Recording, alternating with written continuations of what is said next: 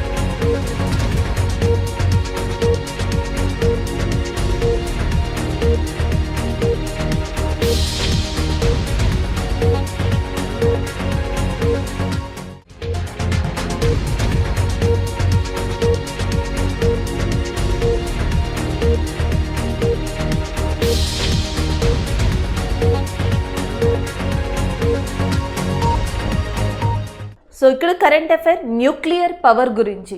ఇటీవల లోక్సభలో ఏదైతే డిస్కషన్స్ వచ్చాయో ఆ డిస్కషన్లో భాగంగా మినిస్ట్రీ ఆఫ్ సైన్స్ అండ్ టెక్నాలజీకి సంబంధించిన జితేందర్ సింగ్ గారు అండ్ న్యూక్లియర్ పవర్ గురించి అండ్ 2020-21 దానికి సంబంధించిన దాని గురించి ఫ్యూచర్లో టార్గెట్ గురించి కూడా చెప్పడం జరిగింది. దానికి సంబంధించిన న్యూస్గా మనం చెప్పచ్చు. సో మనకి Jitender Singh minister of science and technology ఎవరైతే ఉన్నారో సో ఆయన ఇటీవల లోక్సభలో న్యూక్లియర్ పవర్ వాడకాన్ని చెప్పారు. 2020-21కి గాను టోటల్గా మనకి ఈ ఇండియాలో యూజ్ చేసిన ఎలక్ట్రిసిటీలో 3.1% ఆఫ్ ఎలక్ట్రిసిటీ అనేది మనకి న్యూక్లియర్ పవర్ నుంచి వచ్చినట్టుగా ఈయన చెప్పడం జరిగింది. అలాగే 2031 కల్లా భారతదేశంలో దాదాపుగా 22,480 మెగావాట్స్ ఈ ఎలక్ట్రిసిటీ పవర్ అనేది న్యూక్లియర్ పవర్ నుంచి సప్లై కాబడుతుంది దీని టార్గెట్గా అని కూడా చెప్పడం జరిగింది ఎస్టిమేషన్గా. సో ఇవి ఈయన ముఖ్యంగా చెప్పినవి. అండ్ దీనితో పాటు భారతదేశంలో ఇప్పటికే 22 వర్కింగ్ న్యూక్లియర్ రియాక్టర్స్ ఉన్నాయని కూడా ఈయన చెప్పారు. అంటే ఇటీవల జరిగిన లోక్సభ యొక్క సమావేశాల్లో ministry of science and technology విభాగానికి సంబంధించిన minister Jitender Singh and 3.1% contribution భారతదేశంలోని విద్యుత్ శక్తిలో న్యూక్లియర్ శక్తి లేదా అణుశక్తిది ఉంది అని చెప్పడం జరిగింది. భారతదేశంలో ప్రస్తుతం 22 న్యూక్లియర్ రియాక్టర్స్ వర్కింగ్లో ఉన్నాయని చెప్పారు. అండ్ నెక్స్ట్ వచ్చేటప్పటికి 2031 కల్లా భారతదేశం న్యూక్లియర్ ద్వారా అణుశక్తి ద్వారా 22,480 మెగావాట్ల శక్తిని ఇవ్వనుంది ఎలక్ట్రిసిటీ కోసం అని కూడా చెప్పడం జరిగింది. ఇది ఆయన ప్రస్తావించింది. అయితే దీంట్లో మనం గుర్తుపెట్టుకోవాల్సింది ఎన్ని ప్రస్తుతం న్యూక్లియర్ రియాక్టర్స్ ఉన్నాయంటే 22. అండ్ ఆయన ఇచ్చిన రిపోర్ట్ ప్రకారం ఎంత పర్సెంటేజ్ షేర్ చేసుకుంది అంటే 3.1. ఇలాంటిదే మనం మైన్స్ విషయంలో చూసాం. బంగారు గనులకి సంబంధించి ఇటీవల ఒక ఇంపార్టెంట్ ఫ్యాక్ట్ అనేది ఈ పార్లమెంట్లో డిస్కస్ చేయడం జరిగింది. గనుల శాఖ మంత్రి భారతదేశంలో as per archaeological survey of India ఏదైతే మనకి యాజ్ పర్ దట్ సర్వే ఏదైతే సర్వే జరిగిందో రీసెంట్గా ఆ సర్వే ప్రకారం చూసుకుంటే జియోలాజికల్ సర్వే ఆఫ్ ఇండియా ప్రకారం చూసుకుంటే 500 టన్నుల బంగారం అనేది ప్రస్తుతం ఇండియాలో ఉంది అని చెప్పేసి బీహార్, రాజస్థాన్, కర్ణాటకలో మనకి ఎక్కువగా మైన్స్ ఉన్నాయని చెప్పడం జరిగింది. దాని తర్వాత న్యూక్లియర్ పవర్ గురించి ఈరోజు జితేందర్ సింగ్ గారు చెప్పారు. అలాగే భారతదేశంలో ఓల్డెస్ట్ న్యూక్లియర్ పవర్ ప్లాంట్గా తారాపూర్ న్యూక్లియర్ పవర్ ప్లాంట్ ని చెప్పొచ్చు. ఇది వచ్చేసి మనకి మహారాష్ట్ర ప్రాంతంగా ఉంది. అలాగే ఇప్పుడు వార్తల్లో ఉన్న nuclear power plant Kudankulam power plant which is located in Tamil Nadu.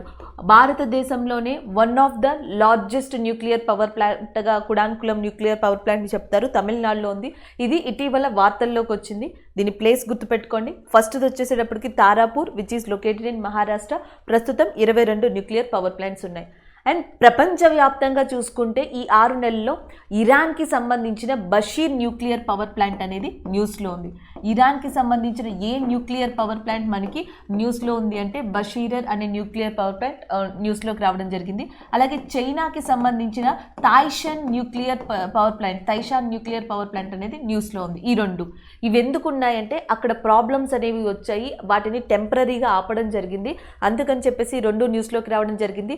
ఇటీవల రష్యాతో కుడాన్కులం గురించి ఇండియా ఒక టైఅప్ని చేసుకోబోతుంది. సో దానికి సంబంధించి కుడాన్కులం న్యూక్లియర్ పవర్ ప్లాంట్ న్యూస్లోకి వచ్చింది.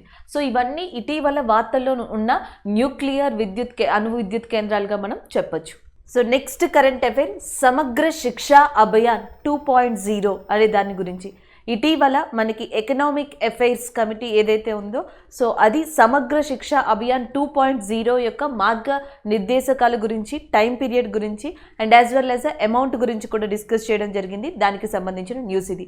సో ఇటీవల క్యాబినెట్ ఆన్ ఎకనామిక్ అఫైర్స్ ఏమని చెప్పింది అంటే సమగ్ర శిక్ష అభియాన్ 2.0 వచ్చేటప్పటికి 2021 నుంచి 2025 2021 to 25 to 2025 to 26 ఎగ్జాక్ట్గా 5 సంవత్సరాల టైం పీరియడ్కి మనకి సమగ్ర శిక్ష అభియాన్ 2.0ని లాంచ్ చేస్తున్నారు.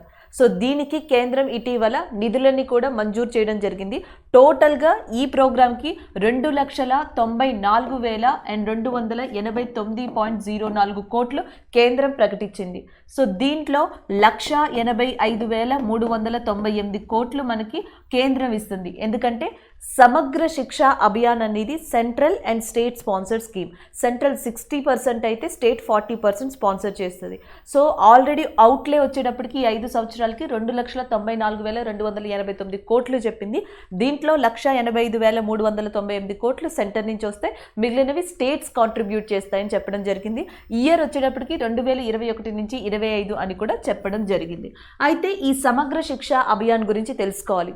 సో ఫస్ట్లో మనకి సర్వశిక్ష అభియాన్ అని చెప్పేసి స్టార్ట్ అయింది. ప్రాథమిక విద్య కోసం భారతదేశంలోని 6 నుంచి 14 సంవత్సరాలు 6 to 14 ఇయర్స్ మధ్యలో ఉన్న వాళ్ళు ఖచ్చితంగా విద్యని అభ్యసించాలి. సో వాళ్ళకి ఎడ్యుకేషన్ సిస్టమ్ అనేది ఖచ్చితంగా అందాలి అని చెప్పేసి సర్వశిక్ష అభియాన్ లాంటి దాన్ని తీసుకొచ్చారు. రాజ్యాంగంలో ఆర్టికల్ 21A కూడా రైట్ టు ఎడ్యుకేషన్ని సూచిస్తుంది. అండ్ ఫండమెంటల్ డ్యూటీస్లో 11th ఫండమెంటల్ డ్యూటీ కూడా ప్రాథమిక విద్యని సూచిస్తుంది.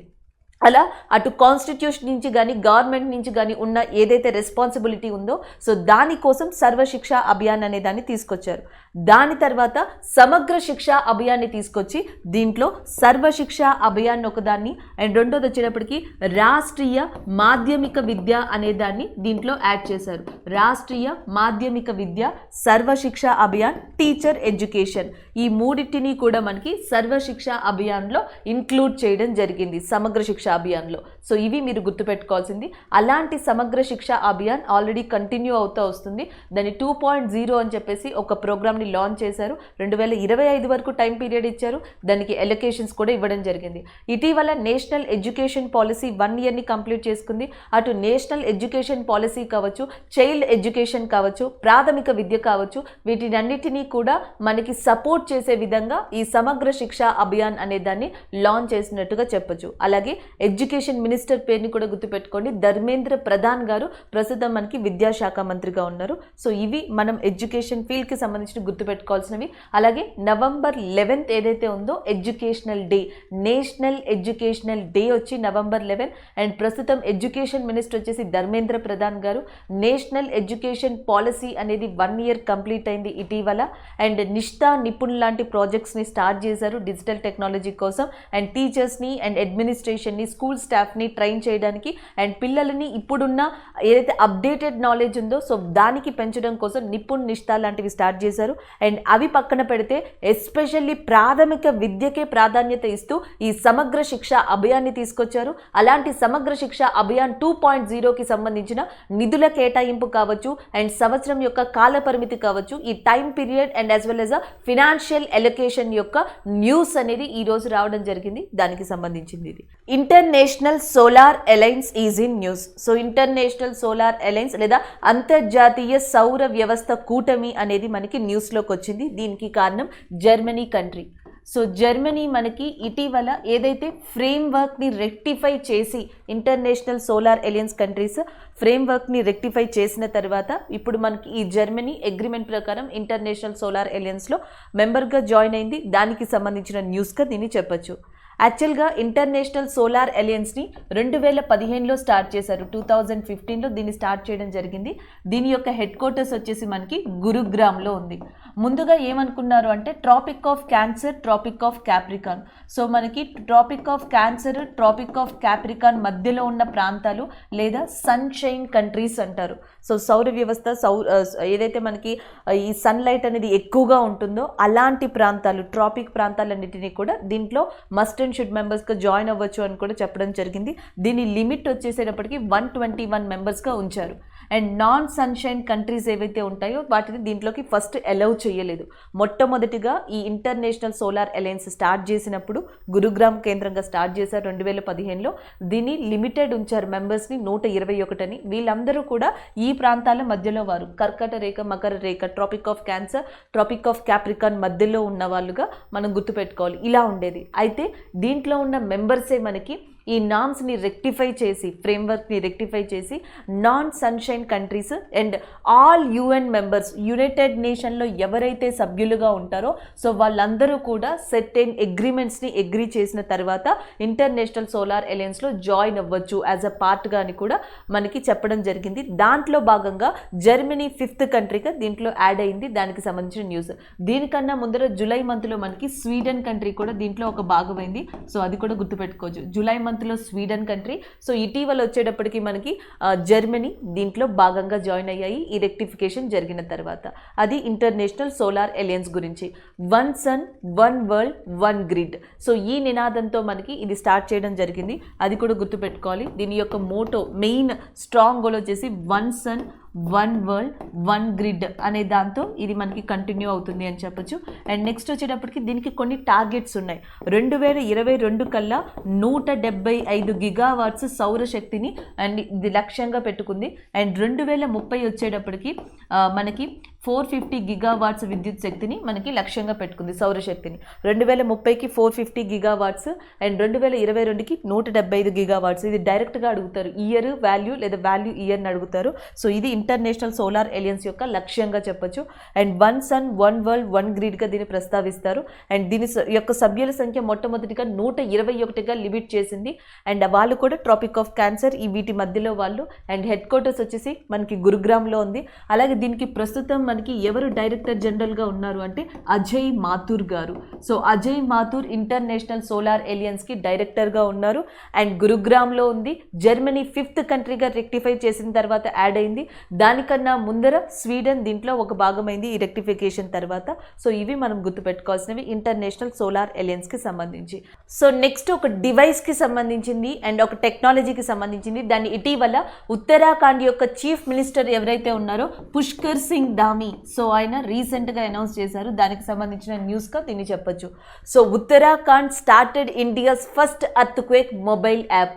భారతదేశంలోనే మొట్టమొదటిగా ఉత్తరాఖండ్ ఎర్త్క్వేక్ అలర్ట్ మొబైల్ యాప్ని లాంచ్ చేసింది. ఉత్తరాఖండ్ భూకంప్ అలర్ట్ యాప్ కింద దీన్ని చెప్తున్నారు. సో అది ఏంటి అనేది మనం చూద్దాం. ఐఐటి రూర్కే దీనిని రూపొందించింది. అది ఒకటి మీరు గుర్తుపెట్టుకోవాల్సి ఉంటుంది.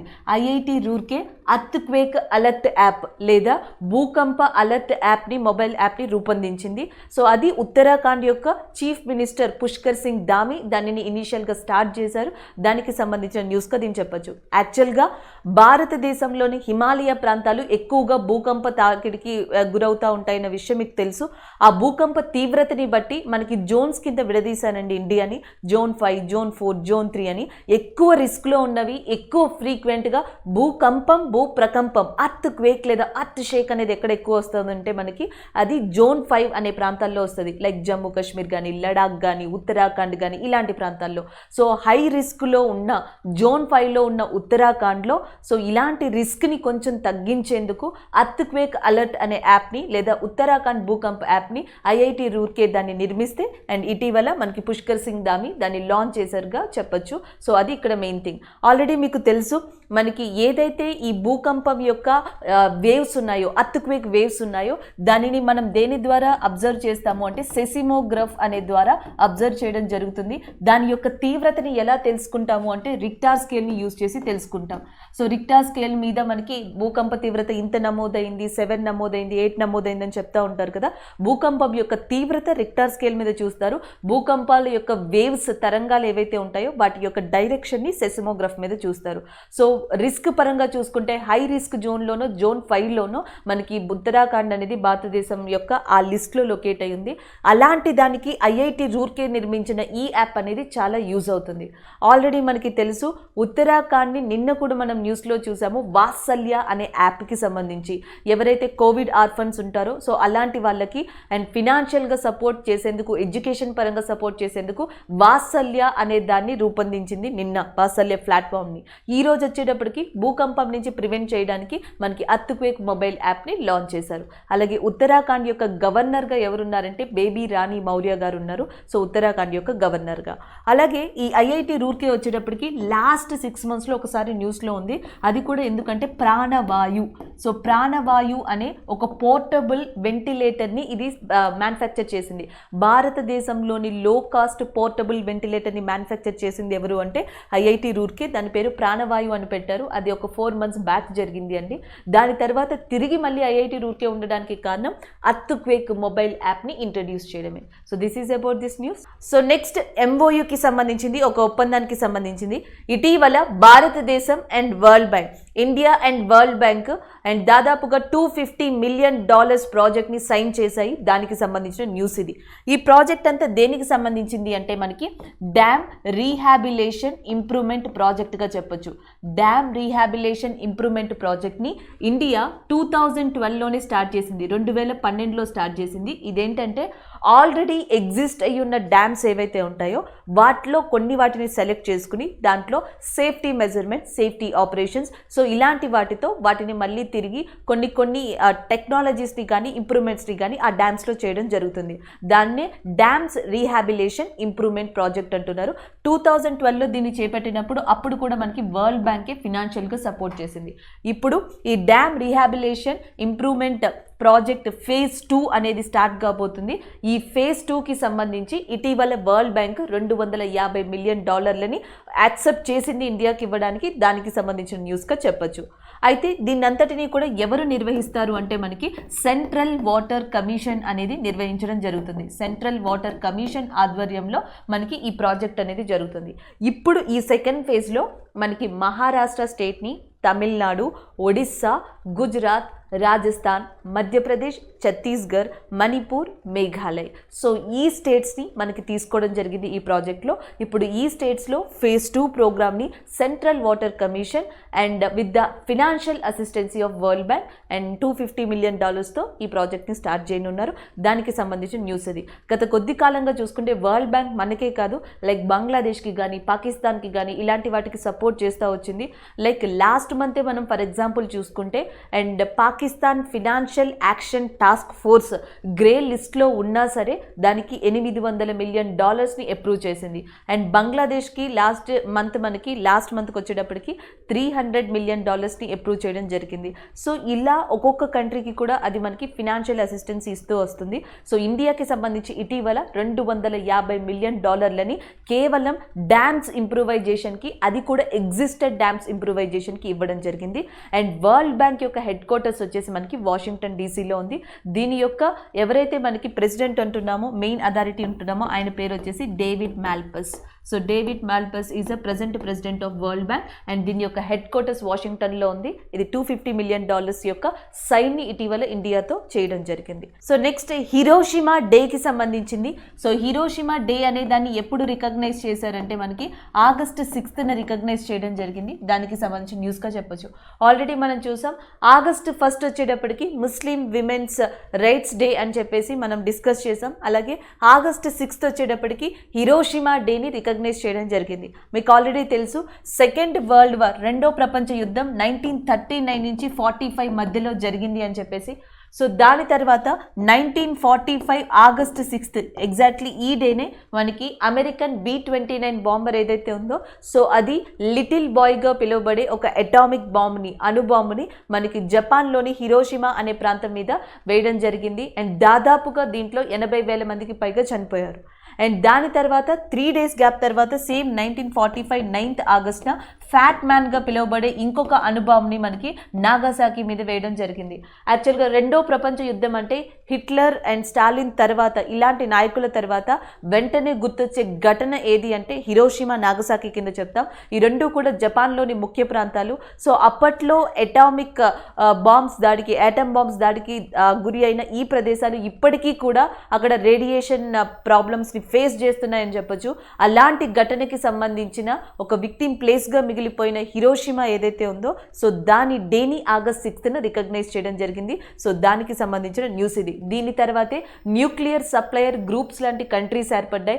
నాన్ ప్రొలిఫరేషన్ ట్రీటీ అనేది కూడా ఏర్పడింది. సో 1970s టైంలో, 1974 ఆ టైంలో మనకి నాన్ ప్రొలిఫరేషన్ ట్రీటీ అనే దాన్ని తీసుకొచ్చారు. సో ఇక ముందు ఎవరు కూడా న్యూక్లియర్ వెపన్స్ టెక్నాలజీని అండ్ ఇలాంటి వాటికి యూజ్ చేయకుండా ఉండడానికి, ఎక్కువగా ఇలాంటి యుద్ధాలు ప్రాబ్లమ్స్కి దారి తీయకుండా ఉండడానికి ఆ ఎన్పిటి అనే దాన్ని స్టార్ట్ చేశారు. దాని తర్వాత న్యూక్లియర్ సప్లయర్ గ్రూప్ అనే దాన్ని కూడా స్టార్ట్ చేశారు.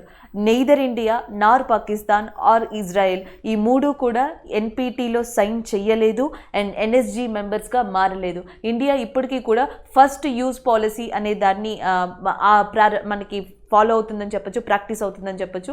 సో దాంట్లో ఉండే అది ఎన్ఎస్జికి సైన్ చేయలేదని కూడా చెప్పొచ్చు. అది ఇక్కడ main thing. So next current affair వచ్చేటప్పటికి ఒక డిఫరెంట్ కరెంట్ అఫైర్గా చెప్పొచ్చు. అపాయింట్మెంటే, కానీ ఇది ఒక డిఫరెంట్ థింగ్. అంటే మనకి ఆల్రెడీ తెలుసు మయన్మార్ ఇష్యూ ఏదైతే జరుగుతుందో ఆ మయన్మార్కి సంబంధించి ఆ ఇష్యూస్ని కంట్రోల్ చేయడం కోసం ఇటీవల ఏషియన్ కంట్రీస్ బ్రునై యొక్క సెకండ్ ఫారెన్ మినిస్టర్ని ఎంచుకున్నాయి. దానికి సంబంధించిన కరెంట్ అఫైర్గా మనం చెప్పొచ్చు. మనకి ఇక్కడ కనిపిస్తున్న పర్సన్ పేరు వచ్చేటప్పటికి Erwin Yusuf. So Erwin Yusuf is name. So ఈయన పేరు గుర్తుపెట్టుకోండి, ఎర్విన్ యూసఫ్. ఈయన ఏ కంట్రీకి సంబంధించిన పర్సన్ అంటే బ్రునై అనే కంట్రీకి సంబంధించిన పర్సన్. బ్రునై కంట్రీ యొక్క సెకండ్ ఫారెన్ మినిస్టర్ అయిన ఎర్విన్ యూసఫ్ని ఇటీవల ఏషియన్ కంట్రీస్ మయన్మార్లో జరుగుతున్న రాజకీయ సంక్షోభం ఏదైతే ఉందో దాని గురించి చర్చించడానికి ఈయన్ని డెలిగేట్ కింద ఎంచుకున్నారు. దానికి సంబంధించిన న్యూస్గా చెప్పొచ్చు. అండ్ నెక్స్ట్ బ్రునై యొక్క క్యాపిటల్ కూడా గుర్తుపెట్టుకోండి, అది వచ్చేటప్పటికి బాందర్ సెరీ బెగావన్. బాందర్ సెరీ బెగావన్ అనేది మనకి బ్రునై యొక్క క్యాపిటల్గా ఉంది. సో ఇది ఆల్రెడీ మనకి కంట్రీ వచ్చింది కాబట్టి ఇది గుర్తుపెట్టుకోవచ్చు. అయితే ఈ ఏషియన్ కంట్రీసే ఎందుకు ఈ పర్సన్ ఎంచుకున్నాయి, ఏషియన్ కంట్రీస్ మధ్యలోకి ఎందుకు వచ్చాయి అనేది కూడా కావాలి. మయన్మార్ Feb 1 నుంచి కూడా మయన్మార్ యొక్క అధ్యక్షురాలు ఆంగ్ సాన్ సుకీకి మధ్య అండ్ యాజ్ ఆర్మీకి మధ్య చాలా డిస్టర్బెన్సెస్ అనేవి జరుగుతున్నాయి. ఈ డిస్టర్బెన్స్ జరుగుతున్న నేపథ్యంలో చాలా కంట్రీలు వీటి మధ్య ఏదైతే ప్రాబ్లం ఉందో దాన్ని రెక్టిఫై చేయడానికి ట్రై చేశాయి అండ్ అల్టిమేట్గా ఫెయిల్ అయ్యాయని చెప్పొచ్చు. దానివల్ల మయన్మార్లో సివిలియన్ ప్రాబ్లం అనేది వచ్చింది అండ్ ఆర్మీకి సివిలియన్స్కి మధ్య కూడా చాలా డిస్టర్బెన్సెస్ అనేవి వచ్చాయి. ఈ నేపథ్యంలో ఆసియన్ కంట్రీస్ లేదా ఏషియన్ కంట్రీస్ అన్ని కలిసి బ్రునైకి చెందిన మనకి ఎవరైతే యూసఫ్ ఉన్నారో ఈయనని ఒక డెలిగేట్ కింద ఎంచుకున్నారు అండ్ మయన్మార్ యొక్క రాజకీయ సంక్షోభం గురించి ఆ కంట్రీతో చర్చించేందుకు. సో అందుకని ఈయన న్యూస్లోకి రావడం జరిగింది. ఏషియన్ కంట్రీసే ఎందుకు వచ్చాయంటే మనకి association of south east Asian nations అంటాం. ఏషియన్ అంటే association of south east Asian nations. ఇది మనకి ఎప్పుడు ఏర్పడింది అంటే 1967 1967లో ఏర్పడింది. దీని యొక్క హెడ్ క్వార్టర్స్ అనేది ఎక్కడుందంటే మనకి జకార్తా ఇన్ ఇండోనేషియాలో ఉంది దీని యొక్క హెడ్ క్వార్టర్స్. ప్రస్తుతం దీంట్లో 11 మెయిన్ మెంబర్స్ ఉన్నారు. ఆ 11 మెయిన్ మెంబర్స్ కూడా ఎవరు, ఏ కంట్రీకి సంబంధించిన వాళ్ళంటే లైక్ వియత్నాం కావచ్చు, థాయిలాండ్, లావోస్ అండ్ నెక్స్ట్ వచ్చేటప్పటికి సింగపూర్ ఉంది and Cambodia and Brunei is there, Myanmar is there. So ఇలాంటి కంట్రీస్కి సంబంధించి టోటల్గా మనకి 11 మెంబర్స్ ఏషియన్ కంట్రీస్ నుంచి ఉన్నారు. సో అందుకని మయన్మార్, బ్రునై కూడా దీంట్లో భాగమే. అందుకనే ఈ అసోసియేషన్ ముందుకొచ్చి మయన్మార్లో ఉన్న ప్రాబ్లమ్ని కంట్రోల్ చేయడానికి ఈ పర్సన్ని తీసుకొచ్చిందని చెప్పొచ్చు. సో మొత్తం విషయంలో మనం గుర్తుపెట్టుకోవాల్సింది ఏషియన్ ఏదైతే ఉందో సమిట్ లేదా ఏషియన్ కంట్రీస్ ఏవైతే ఉన్నాయో ఏ కంట్రీ యొక్క పర్సన్ని ఇటీవల మయన్మార్ రాజకీయ సంక్షోభాన్ని గురించి డిస్కస్ చేసేందుకు డెలిగేట్గా ఎంచుకున్నాయి అంటే బ్రునైకి సంబంధించిన పర్సన్, ఆయన పేరు Yusuf, Erwin Yusuf. And next వచ్చేటప్పటికి బ్రునై యొక్క క్యాపిటల్ ఏది అంటే బాందర్ సెరీ బెగావన్ అనేది దాని యొక్క క్యాపిటల్గా ఉంది, రాజధానిగా. అండ్ మయన్మార్ యొక్క అధ్యక్షురాలు ఇప్పుడు వివాదాస్పదంలో ఉన్న పర్సన్ ఎవరు అంటే ఆంగ్ సాన్ సుకీగా చెప్పొచ్చు. సో ఇవి మనం మొత్తానికి గుర్తుపెట్టుకోవాల్సినవి. ఏషియన్ యొక్క ఎబ్రివేషన్ ఏంటంటే association of south east Asian నేషన్స్గా దాన్ని గుర్తుపెట్టుకోవచ్చు. అది ఏషియన్ యొక్క ఎబ్రివేషన్. సో నెక్స్ట్ ఈ అపాయింట్మెంట్కి సంబంధించింది హిమాన్షు కపానియా అనే పర్సన్ న్యూస్లో ఉన్నారు. దానికి కారణం వోడాఫోన్ ఐడియా బోర్డ్ అని చెప్పొచ్చు. ఇటీవల వొడాఫోన్ ఐడియా బోర్డ్ అనే దానికి నాన్ ఎగ్జిక్యూటివ్ చైర్మన్గా ఎంపికైన వ్యక్తి ఎవరు అంటే మనకి హిమాంశు కపానియా. అండ్ ఇది వరకు మనకి ఈయన ప్లేస్లో ఆదిత్య బిర్లా గ్రూప్స్ యొక్క చైర్మన్ కుమారమంగళం బిర్లా, సో దీనికి చైర్మన్గా ఉన్నారు. దీనికి నాన్ ఎగ్జిక్యూటివ్ మేనేజర్గా అండ్ నాన్ ఎగ్జిక్యూటివ్ చైర్మన్గా ఉన్నారు. సో ఈయన ఆ పదవి నుంచి తప్పుకున్న తర్వాత హిమాంశు కపానియా ఆయన యొక్క ప్లేస్లోకి రావడం జరిగింది. అది ఇక్కడ న్యూస్గా చెప్పొచ్చు. అంటే మనం గుర్తుపెట్టుకోవాల్సింది Aditya Birla group of chairman Kumaramangalam Birla గారు. అండ్ ఇది వరకు ఆయన నాన్ ఎగ్జిక్యూటివ్ చైర్మన్గా ఏ బోర్డుకి చేశారంటే వొడాఫోన్ ఐ బోర్డ్కి. అండ్ వొడాఫోన్ ఐడియా బోర్డుకి ప్రస్తుతం నాన్ ఎగ్జిక్యూటివ్ చైర్మన్గా ఎవరు అపాయింట్ అయ్యారు అంటే హిమాంశు కపానియా గారు అపాయింట్ అవ్వడం జరిగింది. పానీ మా campaign is in news. So ఈ పానీ మా క్యాంపెయిన్ లేదా వాటర్ క్యాంపెయిన్ని ఇటీవల ప్రారంభించింది ఎవరు అంటే లడాక్ కేంద్రపాలిత ప్రాంతం, లడాక్ యూనియన్ టెరిటరీ. ఆల్రెడీ మీకు తెలుసు జల్ జీవన్ గురించి. సో జల్ జీవన్ వచ్చేటప్పటికి ఎస్పెషల్లీ రూరల్ ప్రాంతాల్లో ట్యాప్ వాటర్ని ప్రొవైడ్ చేయడమే లక్ష్యంగా 2024 కల్లా భారతదేశంలోని రూరల్ ఏరియాస్ అన్నింటిలో కూడా ట్యాప్ వాటర్ని ప్రొవైడ్ చేయాలని కేంద్ర ప్రభుత్వం మనకి జల్ జీవన్ లాంటి మిషన్స్ని తీసుకొచ్చింది. ఈ జల్ జీవన్ని లడాక్ కేంద్రపాలిత ప్రాంతం మొత్తం కూడా అవేర్నెస్ తీసుకురావడం కోసం, దీన్ని కంప్లీట్గా యూటిలైజ్ చేసుకోవడం కోసం ఈ క్యాంపెయిన్ని లాంచ్ చేయడం జరిగింది. దాని పేరు మనకి పానీమా అనే క్యాంపెయిన్. సో ఈ క్యాంపెయిన్లో డిఫరెంట్ స్ట్రాటజీస్తో మనకి లడాక్ ప్రభుత్వం వెళ్తుందని చెప్పాలి. ఇందులో మనకి 3 స్ట్రాటజీస్ వీళ్ళు చెప్పారు. ఒకటి water testing quality and water supply గురించి చెప్పారు. And as well as next వచ్చేటప్పటికి మనకి వాటర్ ప్లానింగ్ సిస్టమ్ గురించి కూడా చెప్పడం జరిగింది. ఈ 3 మనకి ఏవైతే ఉన్నాయో మనకి స్టేట్స్ అనొచ్చు, లేకపోతే 3 ప్రతిపాదనలు అనొచ్చు, వీటి ద్వారా ఈ క్యాంపెయిన్ అనేది నడవనుంది. దాంతోపాటు లడాక్ ప్రాంతంలో ఏ మొదటి 5 విలేజెస్ 5 గ్రామాలు ఈ అభివృద్ధిని సాధిస్తాయో హర్ ఘర్ జల్ లేదా హర్ ఘర్ విలేజ్ అనే దానిని సాధిస్తాయో సో వాటికి కొంత అమౌంట్ని కూడా ప్రకటించడం జరిగింది. సో ఏ విలేజెస్ అయితే ఫస్ట్గా వీటిని అచీవ్ చేస్తాయో అలాంటి 5 విలేజెస్కి ఒక్కొక్క విలేజ్కి కూడా 5 lakhs రూపీస్ని ఇవ్వనున్నారు లడాక్ ప్రభుత్వం. దాంతోపాటు ఒక డిస్టిక్లో ఏ బ్లాక్ అయితే కంప్లీట్గా ఈ హర్ ఘర్ జల్ని సాధిస్తుందో ఆ బ్లాక్కి 25 lakhs ఇస్తామన్నారు.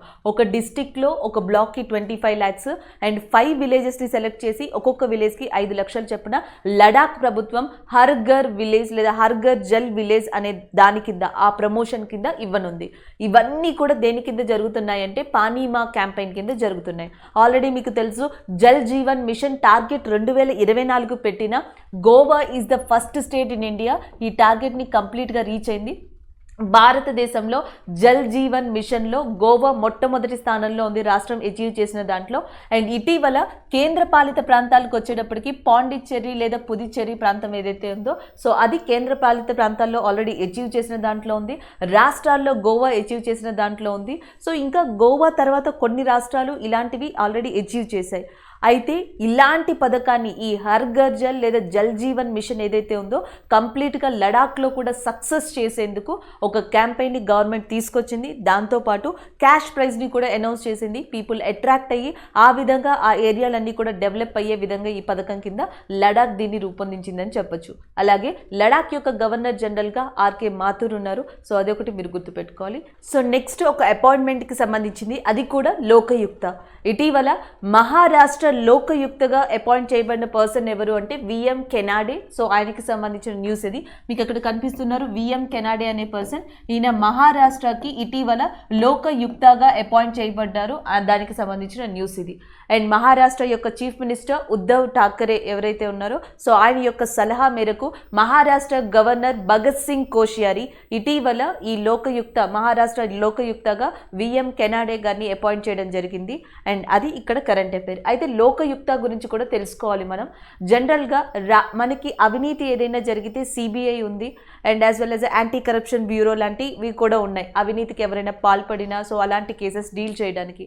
కానీ ఎస్పెషల్లీ రాజ్యాంగబద్ధమైన పదవుల్లో ఉండి, అది పొలిటీషియన్స్ కావచ్చు, గవర్నమెంట్ ఎంప్లాయర్స్ కావచ్చు, ఎవరైనా రాజ్యాంగబద్ధమైన పదవుల్లో ఉండి వాళ్ళు ఏమన్నా అవినీతికి పాల్పడినా, ఏమన్నా చట్టరీత్యం కానివి పనులు చేసినా మీరు ఈ లోకయుక్తకి కంప్లైంట్ చేయొచ్చు. ఈ లోకయుక్త అలాంటి వ్యవహారాలని డీల్ చేయడం జరుగుతుంది. సో దీన్ని 1983లో తీసుకొచ్చారు. కొన్ని రాష్ట్రాలు ఈ లోకయుక్తాన్ని ఏర్పాటు చేయడంలో చాలా ప్రాబ్లమ్ని ఫేస్ చేశాయని చెప్పొచ్చు. అండ్ అటు పొలిటికల్ ప్రెషర్ని కూడా మనకి ఎక్కువగా ఫేస్ చేశాయని చెప్పొచ్చు. చెప్పొచ్చు. సో కొన్ని రాష్ట్రాలు పొలిటికల్ ప్రెషర్ని కూడా దాటుకుని లోకయుక్తాన్ని నియమించాయి. అలా మహారాష్ట్ర ఇటీవల ఎవరిని లోకయుక్తగా నియమించింది అంటే సో ఆయన పేరు మనకి VM Kanade. And Maharashtra chief minister Uddhav Thackeray గారు. అండ్ మహారాష్ట్ర యొక్క గవర్నర్గా ఉన్నది Bhagat Singh Koshyari. Haryana police secured the first position in India under CCTNS అని ఉంది.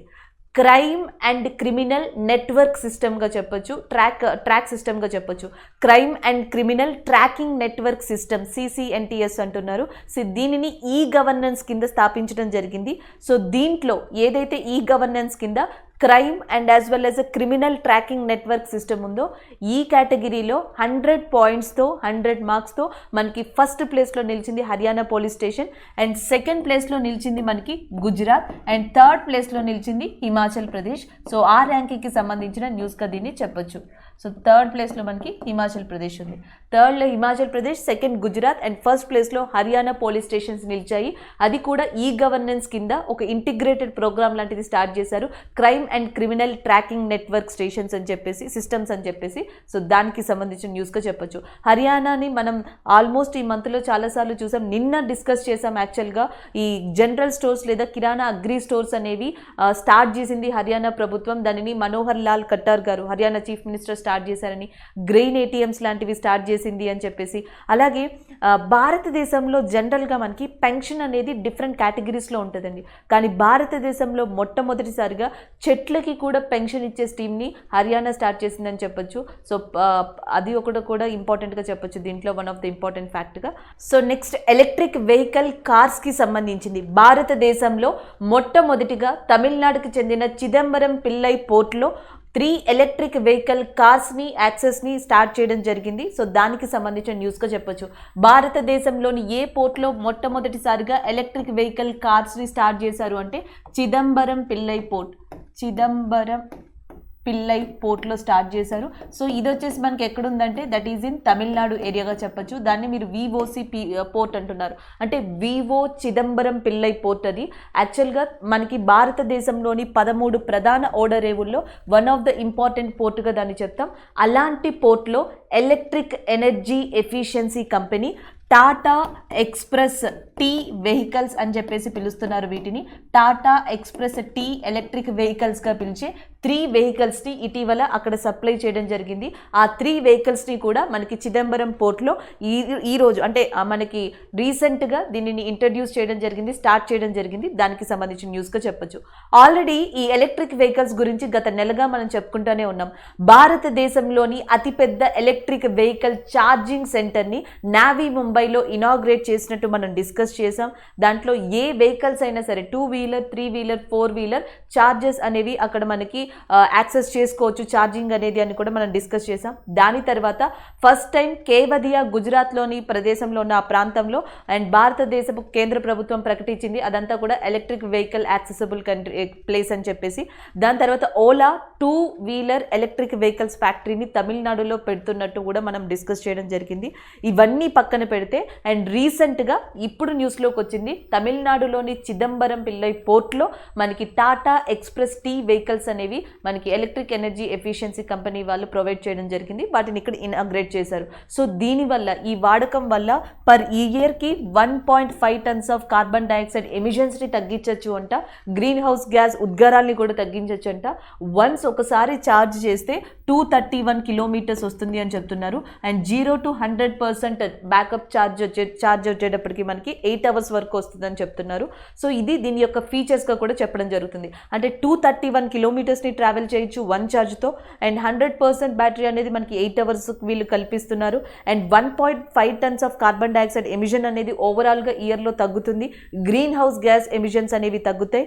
ఇన్ని యాక్సెసిబిలిటీస్, ఇన్ని ఫెసిలిటీస్ ఉన్న టాటా ఎక్స్ప్రెస్ T వెహికల్స్ అనే వాటిని ఇటీవల 3 ఎలక్ట్రిక్ వెహికల్స్ని ఏ రాష్ట్రంలో ప్రారంభించారంటే తమిళనాడు, లేదా భారతదేశంలో ఏ పోర్టులో మొట్టమొదటిగా స్టార్ట్ చేశారు అంటే చిదంబరం పోర్టులో స్టార్ట్ చేశారని చెప్పి గుర్తుపెట్టుకోవచ్చు. So that is about that electric vehicles initiation in that Chidambaram port. So next current affair, Ravikumar Dahiya is in news. హర్యానాకి సంబంధించిన రవికుమార్ దహియా ఇటీవల మనకి 53 కేజెస్ రిస్లర్ విభాగంలో ఫ్రీ స్టైలింగ్ విభాగంలో భారతదేశానికి సిల్వర్ రజత పథకాన్ని తీసుకొచ్చారు.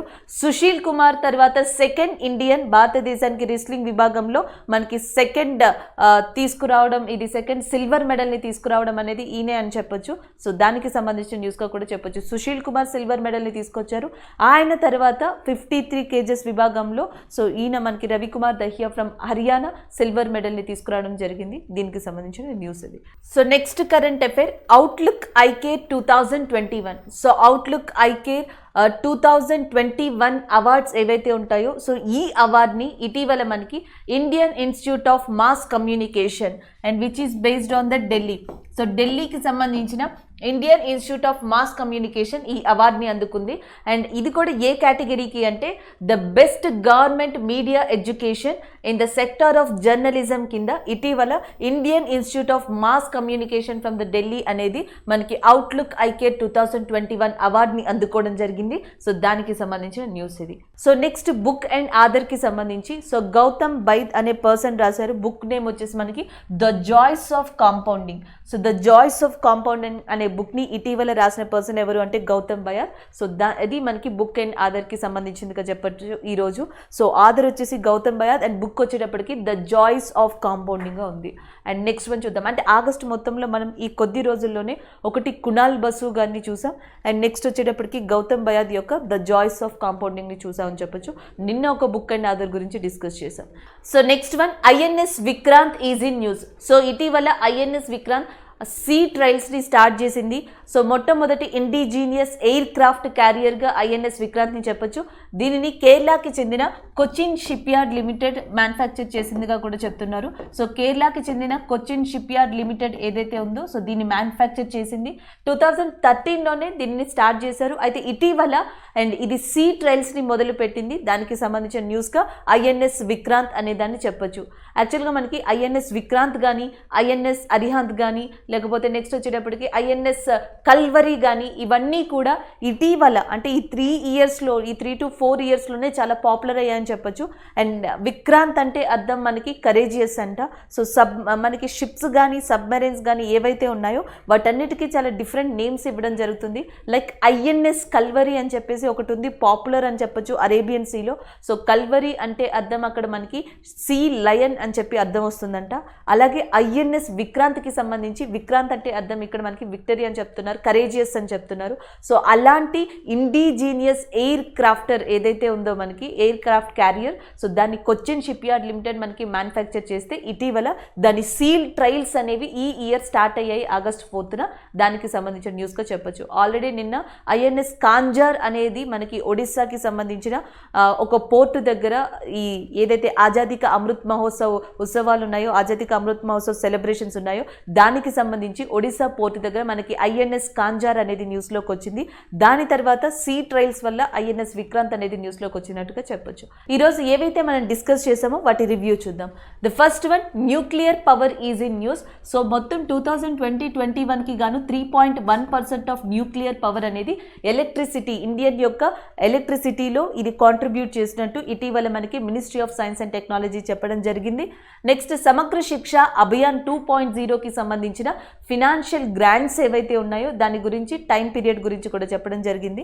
And the next one international solar alliance ఈ సభ్య దేశాలు తన యొక్క ఫ్రేమ్ వర్క్ని ఇటీవల రెక్టిఫై చేశాయి. రెక్టిఫై చేసిన తర్వాత జర్మనీ దాంట్లో 5th కంట్రీగా జాయిన్ అయింది రెక్టిఫై చేసిన కంట్రీస్లో. సో అది ఇక్కడ మనకి ఇంటర్నేషనల్ సోలార్ అలయన్స్ గురించి.